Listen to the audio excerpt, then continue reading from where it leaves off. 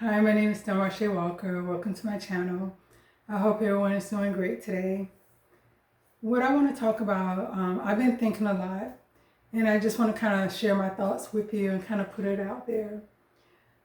I know that when we're talking about, like renewing our mind, changing our mind, we have to think about the conscious as well as the subconscious.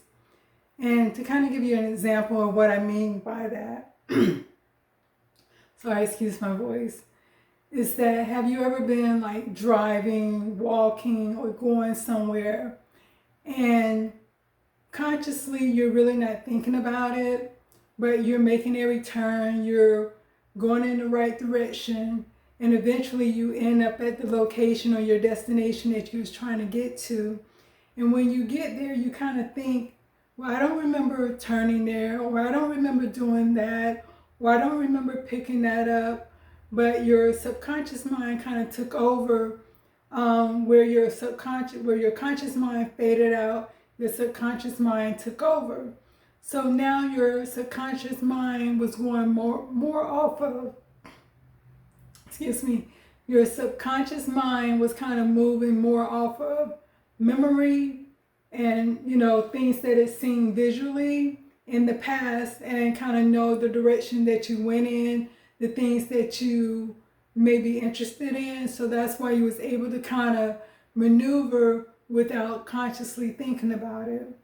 And so I feel that sometimes when we're trying to motivate ourselves, read positive affirmations, read positive self-help books, or watch motivational speakers, movies, or whatever videos, that sometimes even though we want to do better, even though we have the drive, the desire to do better, to achieve more than we're currently achieving now, to move our lives in a different position, a higher position, a better position, that sometimes even though we're working hard towards those things, we're kind of falling short. We're not actually getting there. We're not actually achieving the goals that we're working towards. And my thought process is that maybe it's our subconscious mind that keeps getting in the way. We call it self-sabotage, but it can be, our subconscious mind in certain situations where our conscious mind kind of go unconscious and our subconscious mind takes over. And I've been, if you think about it this way, just say you have a home office or you have a bedroom and you're no longer motivated being in those rooms. Every time you go in there, you kind of feel down, you kind of feel bad, because it's the same old, same old. Nothing in that room has changed. It's the same environment. It has the same look. And so you decide, okay, I'm going to do a mini makeover. And so you just kind of like take everything out the room, repaint it, a brighter color, something that makes you feel better. You get pictures, whether you're drawing pictures yourself, hanging them on the wall, you're printing different pictures out off the computer, or you're going purchasing pictures and you hang them up. You kind of, if it's your bedroom, you get a whole new comforter set. You bring in flowers. If it's your office, you change around things. You get, plants. You get a new chair. You get a new desk. It's just, you kind of rework the environment that you're in to make it look totally different than the way it was looking before. Once you go into that new environment, you feel uplifted. You feel more motivated. You feel more creative.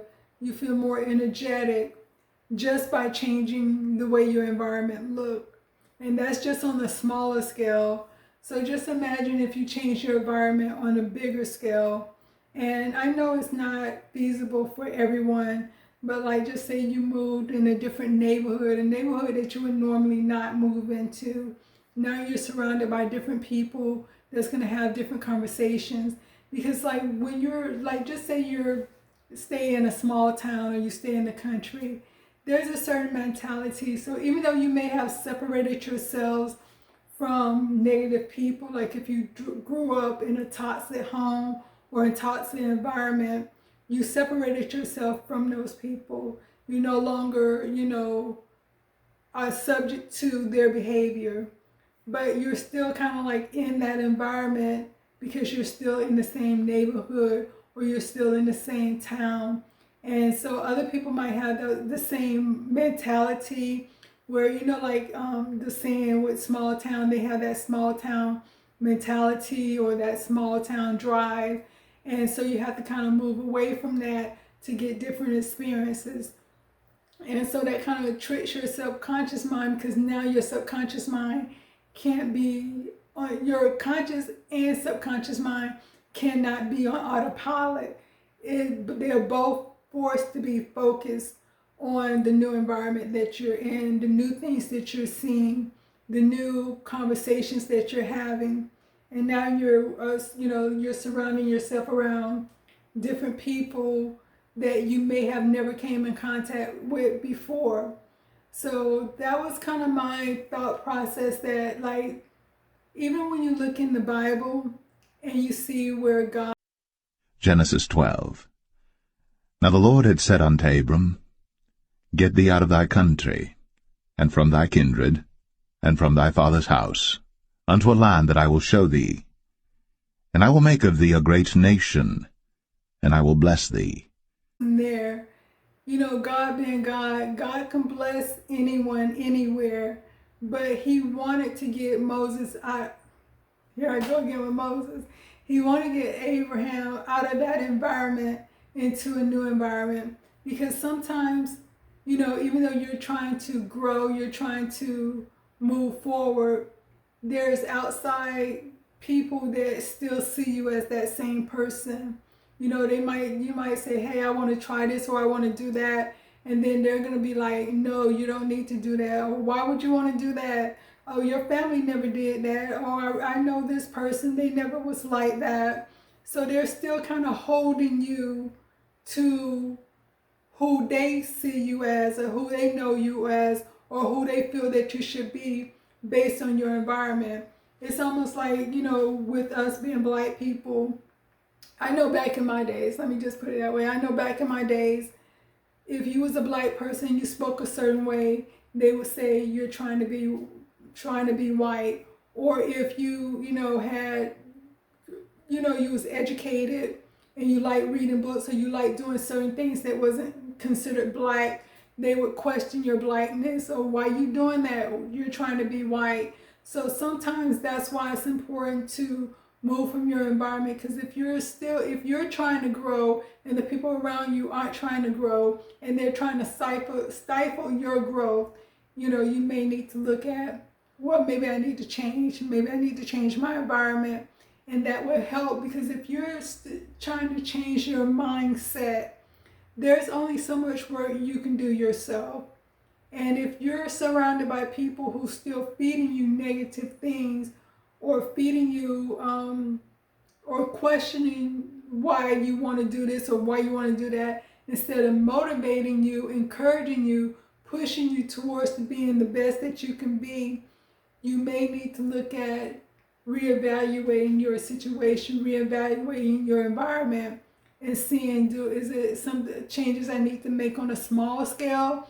I can separate myself from these people and be able to achieve my goal, or I need to find a new circle to be around, or I need to move in a different neighborhood, a different side of town, a different state, or wherever the case may be.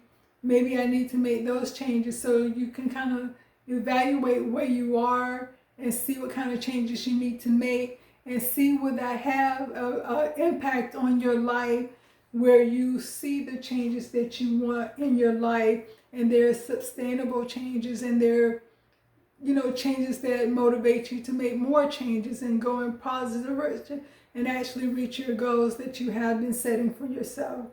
But like I said, those are the thoughts that's been going through my mind that I want to share with y'all. And what do you think? Is that possible, or am I overthinking? But enjoy the rest of your day. Peace.